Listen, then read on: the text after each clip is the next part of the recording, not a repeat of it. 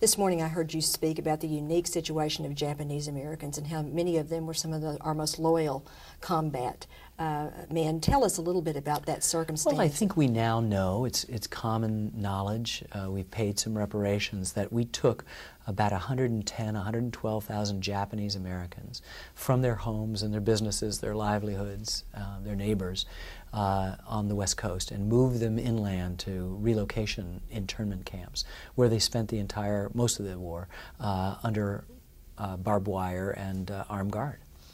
And what is less well known is that military recruiters, after first classifying these loyal Americans as enemy aliens unfit for military service, reversed policy and asked them to volunteer, not for a specific branch of the service, but for frontline combat duty in the Army. And they took all the existing Japanese Americans in the Army and pooled them all together with these new recruits into the 442nd 100th Combat Regiment. They fought in Italy and France bravely. They rescued the Lost Battalion in their most famous thing. It is one of the most decorated and brave regiments that's ever fought. And when they died, the announcement of their death came back to their parents, who were still under machine gun guard at these inland camps. And the heroism that represents to me, the patriotism that represents in the face of their own government's inability to do that, or to see the hypocrisy of that.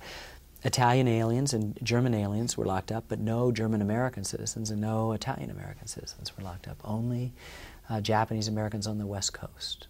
When you collect so much information, once you sit down to start to put this film together, is it hard to know where to begin? It is, it is. You know, we're good hunter-gatherers and we know how to be good detectives and find out where the archives are, but every good interview, every beautiful archive that you find, or piece of footage, or live cinematography, doesn't really mean anything unless you know how to put it together. So I think the most critical juncture of our film is when we get in the editing room and begin to say, you know, where do we begin? How do we start working with this? What kind of intimate story do we tell? What kind of large or overarching story do we need to tell? Who do we include? Who do we unfortunately have to leave out? You know, in a film like this, we leave out so many different stories. Of course, all the other towns that we didn't cover, and even within these towns, I'm sure we missed wonderful people. But we felt, the English poet said you could find William Blake said you could find the universe in a grain of sand. So what we were looking was to find universal human experiences in just a handful of people and understand that they stood in for everyone else. It wasn't every nationality, every ethnic group, every whatever.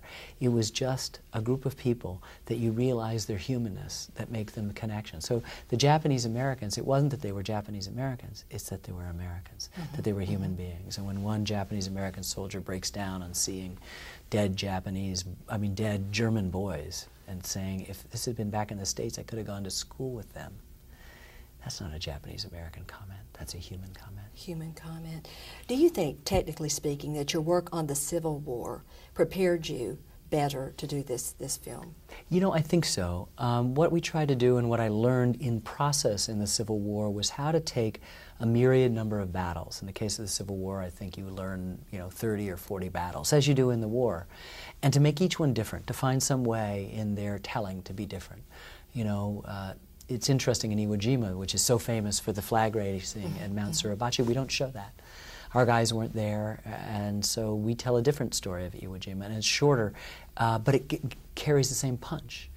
And I like that. I like trying to figure out a new way to tell something. Sometimes how we tell it is limited by the resources. At Guadalcanal, there wasn't much footage.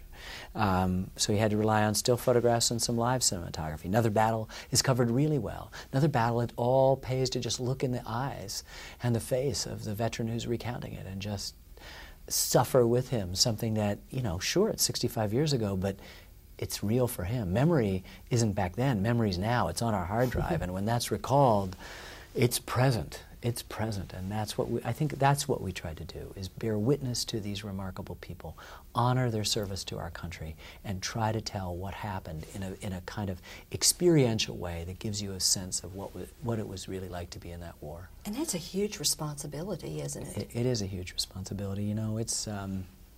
I've always said that all my films were equal. They're like my kids. I love them all the same. But there's something that we carried, all of us who worked on this film, a burden and a blessing of coming to terms with this story. And it was a huge responsibility. You know, we couldn't sleep. A lot of us had nightmares. We'd find ourselves in the editing room in our dreams editing a sequence, and then all of a sudden we'd be in the battle, and you'd come in hollow-eyed and you'd look over at the editor and say, "Where'd you be? Where were you last night?"